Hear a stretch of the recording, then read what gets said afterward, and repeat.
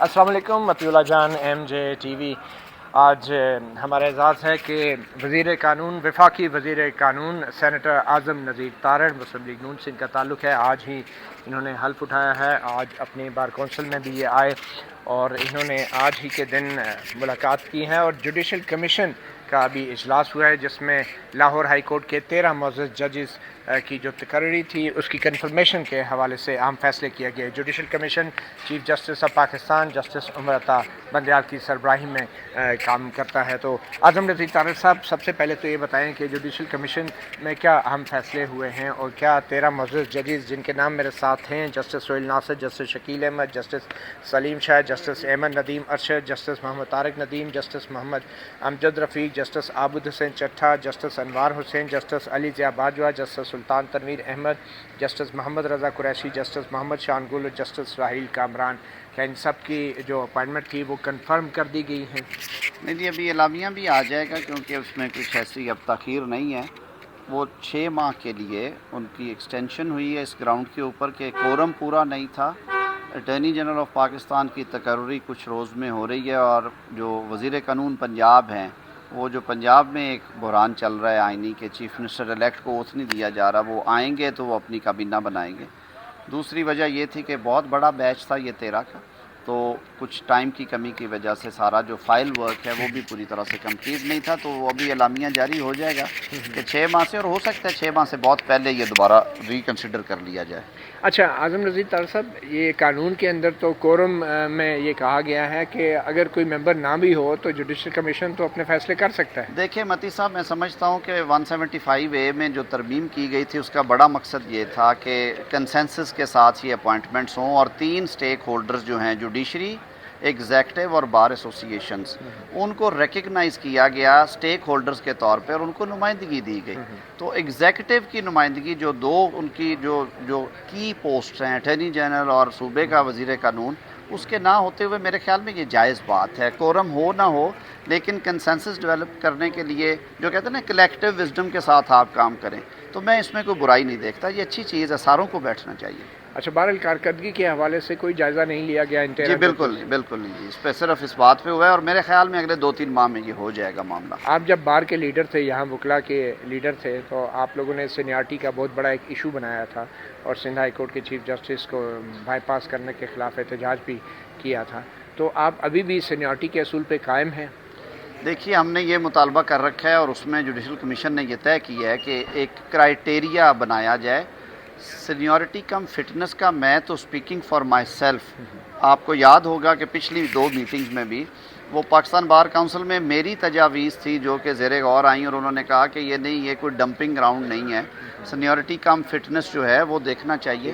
ہم یہ کہتے ہیں کہ اس کے لیے رول میکنگ ہونی چاہیے. پک اینڈ چوز کے ہم خلاف ہیں، میرٹ کے خلاف نہیں ہیں کہ آپ اگر اپنی ذاتی پسند ناپسند پہ ایک 19 نمبر سے 7 نمبر سے 5 نمبر سے لیتے ہیں اور ان سے سینئر لوگ بہت کمپیٹنٹ بیٹھے ہوئے ہیں، وہ سوٹ نہیں کر رہے ادارے کو. تو میرے خیال میں وہ پرنسپل جو ہے وہ بالکل درست ہے، سینیورٹی کم فٹنس. اس میں جو ڈسکریشن ہے وہ سٹرکچرڈ ہونی چاہیے. اس کے لیے رول میکنگ کی تجویز تھی، وہ ہو رہی ہے، کرائیٹیریا، اس کے لیے کمیٹی بنی ہوئی ہے. اب جو نیکسٹ 2 ججز سپریم کورٹ میں آنے ہیں تو وہ سینیارٹی کے اصول پہ لائے جائیں گے؟ This is for the judicial commission میرے خیال میں کیونکہ اب میری ذاتی رائے اب نہیں رہے گی اس میں ریپرزینٹ کرتا ہوں گورنمنٹ کو. This is for the judicial commission. اب آپ وکلا برادری کو نمائندگی نہیں؟ ظاہر ہے اب آپ نے بھیج دیا وہاں پہ. اچھا اب یہ بتائیں کہ رولز پہلے بن جائیں گے یا نیکسٹ اپائنٹمنٹ؟ میں امید رکھتا ہوں کہ رولز پہ پیش رفت ہو رہی ہے، وہ بن جائیں گے. اچھا، جو اس وقت ایک بحران سا آیا ہوا ہے، کل سپریم کورٹ نے بھی بڑی اپنے تحفظات کا اظہار کیا ہے کہ 10-15 ہزار لوگ اکٹھے ہو کے تو سپریم کورٹ کے فیصلوں کو رد کر دیتے ہیں، تو ہم پھر کیوں اس طرح کے سیاسی معاملات میں پڑے اور کیوں یہ کیسز سنیں؟ تو آپ کیا دیکھ رہے ہیں؟ کیا یہ جوڈیشری کے اوپر جو تنقید ہو رہی ہے یہ کس طرف جا رہی ہے؟ کیونکہ پہلے تو آپ لوگ بھی جوڈیشری پہ بڑی تنقید کرتے رہے، اب آپ حکومت میں آ گئے تو اب آپ کی کیا پوزیشن ہوگی؟ دیکھیں، آپ خود کور کرتے رہے یہ سارے ایونٹس کو. مطیع اللہ، جو وہ تنقید تھی وہ ججمنٹس کے حوالے سے تھی. کبھی کبھی غلطی ہوئی، تھوڑی بہت لغزش ہو گئی، لیکن بائی اینڈ لارج آپ اسے اس کے ساتھ کمپیئر نہ کریں. یہ تو ایک آرگنائزڈ آن سلاٹ ہے اور یہ اس کی انڈیپینڈنس کو کمپرومائز کرنے کے لیے. آپ نے کہا سیاسی بحران، میں کہتا ہوں یہ ایک آئینی بحران تھا جس سے نکالا ہے سپریم کورٹ نے کیونکہ اگر سپریم کورٹ انٹروین نہ کرتی، جو ہماری پاسٹ پریکٹس ہے، ہسٹری ہے پاکستان کی سیاسی اور آئینی، یہ ہم اس نہج پہ آ گئے تھے کہ یہاں پہ کوئی تیسری قوت جو ہے کوئی عسکری ادارے ہیں وہ انٹروین کر لیتے۔ میں سمجھتا ہوں یہ ہماری خوش قسمتی ہے کہ سپریم کورٹ نے بر وقت اس کیس میں فیصلہ جاری کر کے اور پھر اپنے جو احکامات ہیں ان پہ عمل درآمد کروا کے انہوں نے اس ملک کو ایک آئینی بحران سے بچا لیا ہے اور ایکسٹرا کانسٹیٹیوشنل رجیم سے بچا لیا۔ مگر آئینی بحران تو ابھی بھی جاری ہے اور بہت بری طرح جاری ہے۔ میں پنجاب میں گورنر جو ہے وہ چیف منسٹر کا حلف لینے سے انکاری ہے، صدر جو ہیں وہ آپ کے وزراء سے آپ سے انہوں نے حلف لینے سے آج وہ انکاری ہو گئے ہیں، اور جو گورنر ہے اس کو آپ نے تبدیل کر دیا ہے مگر وہ عہدہ چھوڑنے کے لیے تیار نہیں ہے، صدر اس کو نوٹیفائی کرنے کے لیے تیار نہیں ہے۔ تو آپ نہیں سمجھتے سپریم کورٹ اب پی ٹی آئی کی تنقید کے دباؤ میں آ کے مزید آئینی بحران کے حوالے سے اپنا کوئی کردار ادا کرنے سے نہیں، پیچھے میں ہٹ گئی نہیں ہے؟ سمجھتا۔ ان کا اوتھ یہ ہے کہ انہوں نے آئین کی پاسداری کرنی ہے اور آئین کا رستہ اختیار کرنا ہے۔ یہ سیاسی معاملات نہیں ہیں، سیاست جڑی ضرور سے ہوئی ہے ان سے، لیکن آرٹیکل 130 بہت کلیئر ہے آئین کا، صوبہ بغیر وزیر اعلیٰ اور کیبنٹ کے نہیں چل سکتا۔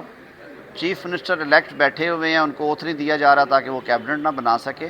میرے خیال میں جب بھی یہ معاملہ عدالت کے سامنے آئے گا، عدالت کو کوئی کسی قسم کی ہچکچاہٹ نہیں ہوگی۔ اور رہی بات کہ یہ جو آن سلاٹ ہے، میں اپریشیٹ کرتا ہوں بار ایسوسیشنز اور بار کاؤنسلز کے رول کو۔ انہوں نے کل پھر بڑی ایک اسٹرانگ اسٹیٹمنٹ جاری کی ہے جس میں پاکستان بھر کے پریزیڈنٹس، ہائی کورٹ بارز اور جو بار کاؤنسلز کے ہیڈز ہیں وہ سپریم کورٹ بار ایسوسیشن اور پاکستان بار کاؤنسل کے جو سربراہان ہیں ان کی طرف سے جاری کی گئی ہے، اور انہوں نے کہا ہے کہ اس پہ ایکشن بھی ہونا چاہیے۔ یہ سوشل میڈیا پلیٹ فارم پہ زیادتی کی جا رہی ہے، صریحاً زیادتی کی جا رہی ہے۔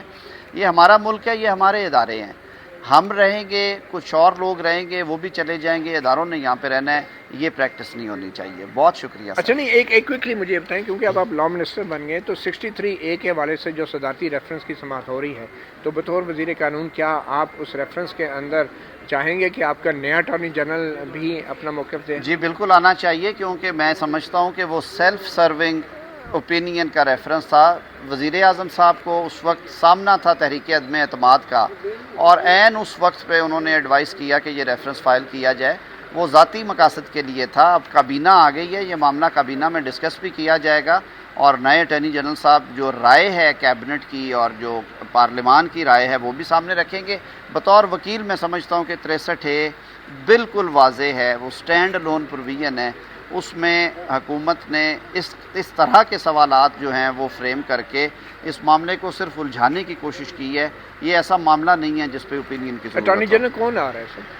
یہ $1 ملین کویسچن ہے، یہ میری کابینہ ڈیسائیڈ کرے گی، وزیر اعظم صاحب کیونکہ کا آپ یہ کے اختیار سرکاری ہے۔ وکلا اور ایڈوکیٹ جنرل اسلام آباد تو ابھی بھی عمران خان کی جو ہدایات دی گئی ہیں اس پہ ایک دو روز نہیں، ایک دو اچھا کوئکلی یہ سو موٹو کے حوالے سے آپ کی کیا پالیسی ہوگی؟ کیونکہ بینچ کی تشکیل کے اختیارات اور سو موٹو اختیارات جو ہیں بہت ساری حکومتوں کے لیے بڑا مسئلہ بنے رہے ہیں، تو مہدی صاحب، حکومت کیا کرنا چاہتی ہے؟ یہ معاملہ حکومت نے چھوڑا ہے۔ بار ایسوسیشنز جو ہیں اور بار کاؤنسلز، ان کی کلیکٹیو وزڈم پہ ہم ایک کمیٹی بنائیں گے، ان کے ساتھ بیٹھیں گے۔ جو اس طرح کی لا ریفارمز ہیں عدالتی امور کے مطابق، بار کا ایک بڑا واضح موقف رہا ہے اور بار کی بڑی کنٹریبیوشن ہے، آج کی نہیں ہے، 70 سالہ اس ملک کی تاریخ میں بار نے ہمیشہ بڑا روشن کردار ادا کیا ہے۔ یہ ساری چیزیں ہم انشاءاللہ بار ایسوسیشنز، بار کاؤنسل کے ساتھ بیٹھ کے ڈسکس کریں گے اور کسی اچھے نتیجے پر نواز پہنچیں شریف گے۔ صاحب کو ڈپلومیٹک پاسپورٹ دینے کے حوالے سے بھی معاملہ آیا، تو کیا حقیقت ہے انہیں ڈپلومیٹک یہ پاسپورٹ میرا جاری کیا جائے گا؟ نمبر 1 یہ میرا محکمہ نہیں ہے۔ دوسرا، اگر وہ بطور سابقہ وزیر اعظم انٹائٹلڈ ہے اس کے، تو ان کو بالکل ملنا چاہیے۔ رہی بات ان کے مقدمات ہیں، اس کا ایک طریقہ کار وضع کیا گیا قانون میں، قانون کا رستہ اختیار کیا جائے گا۔ باقی آپ سے پھر ملاقات ہوگی۔ جسٹس قاضی فائزہ کے حوالے سے جو کیوریٹو پٹیشن ڈالی گئی تھی حکومت کی طرف سے، کیا آپ کی حکومت وہ کیوریٹو پٹیشن واپس لے گی؟ میری ذاتی رائے تو بالکل اور طرح کی ہے۔ یہ سارے میٹرز ہیں جو کہ کولیشن گورنمنٹ نے طے کرنے ہیں، انشاءاللہ یہ اپنے وقت پہ طے ہوں گے۔ نہیں تو واپس ہوگی، کوئی انکوائری ہوگی، کس نے مفتی یہ صاحب، ریفرنس میں اس بنایا پہ تھا؟ کیسے جواب دے سکتا ہوں؟ سارا کچھ ہوگا، کابینہ کو اکٹھا ہونے دیں۔ بہت شکریہ اعظم نذیر تارڑ، وزیر قانون۔ آپ نے سنا جوڈیشل کمیشن کی جو میٹنگ ہوئی ہے اس میں مزید 6 ماہ کے لیے التوا کر دیا گیا ہے 13 معزز ججوں کی جو تقرری ہے ان کی کنفرمیشن مزید 6 مہینے آگے چلی گئی ہیں، اور دوسرا انہوں نے واضح کیا کہ جو بھی اس وقت آئینی صورتحال ہے سپریم کورٹ نے اپنا بھرپور کردار ادا کیا ہے، اور اس حوالے سے مزید بھی آگے جو حکومت ہے وہ تعاون کرتی رہے گی۔